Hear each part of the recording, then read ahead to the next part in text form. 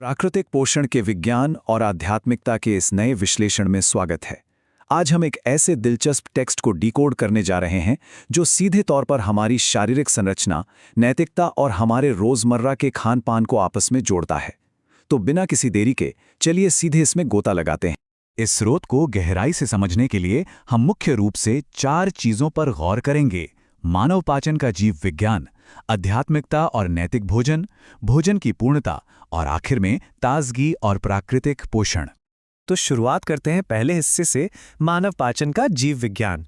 स्रोत सामग्री अपने तर्क की शुरुआत एक बहुत ही बेसिक लेकिन दिलचस्प शारीरिक तुलना से करती है।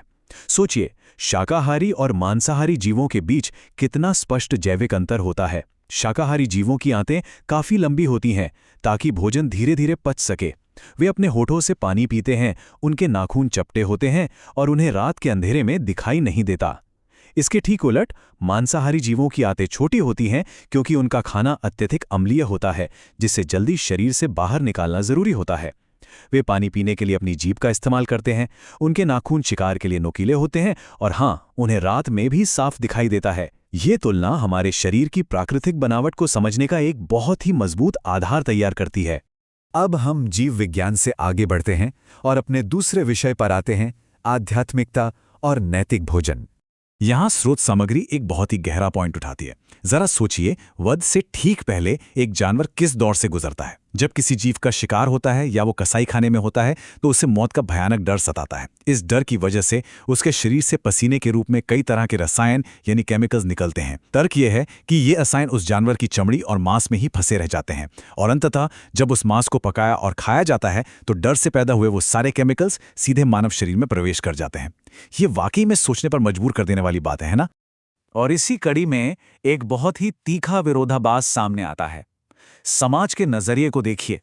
अगर कोई जानवर सड़क पर मृत पड़ा है तो हम उसे लाश कहते हैं, लेकिन अगर वही मृत शरीर किसी कसाई की दुकान पर टंगा हो तो अचानक से उसका नाम भोजन हो जाता है। शब्दों का ये खेल हमारी सामाजिक धारणाओं पर एक बहुत बड़ा सवालिया निशान लगाता है। यही तार्किक कड़ी इस स्रोत को एक बेहद उत्तेजक और दार्शनिक सवाल पूछने की ओर ले जाती है। क्या मांस खाने का मतलब अनजाने में मरे हुए जीवों को अपने पेट में दफनाना है? क्या इस तरह से इंसान का पेट एक चलते फिरते शमशान घाट में नहीं बदल रहा?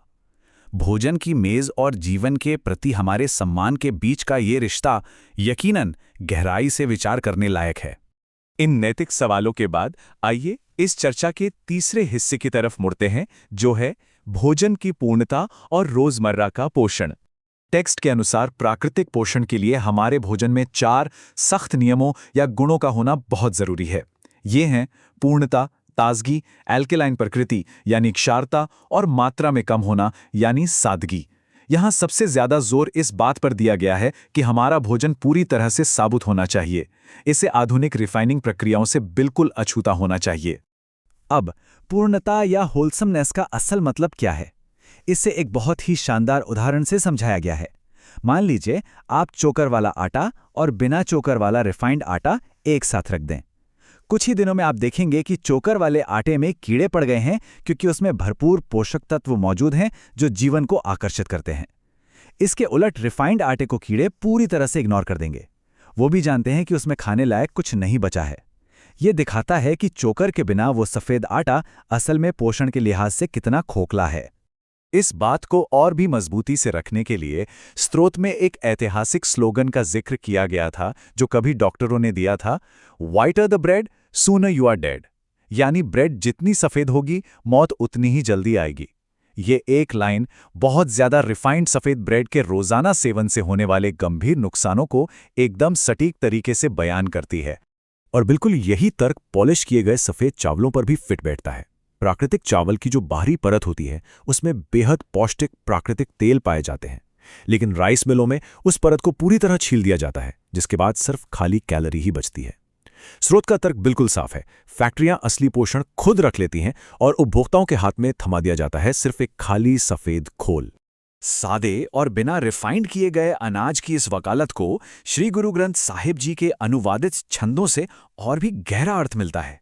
इसमें स्पष्ट रूप से कहा गया है कि सादा भोजन हमारी भूख को पूरी तरह संतुष्ट करता है, लेकिन जो लोग बहुत अधिक गरिष्ठ और तेल वाला भोजन खाते हैं उन्हें कई तरह की बीमारियों का सामना करना पड़ता है।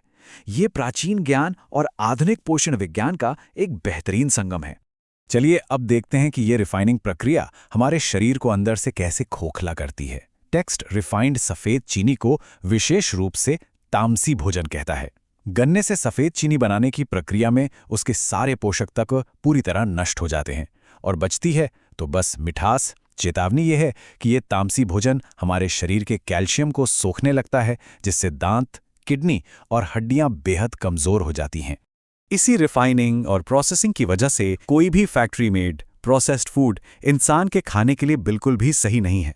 चाहे वो मैगी हो, बिस्कुट, टॉफ़ी, चाउमीन, पिज्ज़ा या फिर फास्ट फूड, ये सब प्राकृतिक पोषण के पैमाने पर पूरी तरह से फेल हो जाते हैं। और अब हम इस विश्लेषण के आखिरी पड़ाव पर आ गए हैं, ताजगी और प्राकृतिक पोषण। इसे समझाने के लिए लेखक एक बहुत ही खूबसूरत और जीवंत चित्र उकेरते हैं। जरा सोचिए, पेड़ की डाली से सीधे एक ताज़ा अमरूद तोड़कर खाने का अनुभव। जब तक कोई फल या सब्जी पेड़ से जुड़ी रहती है, तब तक उसका धूप, मिट्टी और हवा से सीधा संपर्क बना रहता है। इस तरह उस ताज़े उत्पाद में प्रकृति के तत्वों से एक सीधा और जीवंत जुड़ाव होता है। यही जीवन ऊर्जा उसे हमारे स्वास्थ्य के लिए इतना फायदेमंद बनाती है। अंत में ये पूरा विश्लेषण एक बेहद गहरे और दार्शनिक सवाल के साथ खत्म होता है। हम दूसरों के साथ वैसा व्यवहार करने का हक कैसे जता सकते हैं जैसा व्यवहार हम खुद के लिए कभी नहीं चाहेंगे?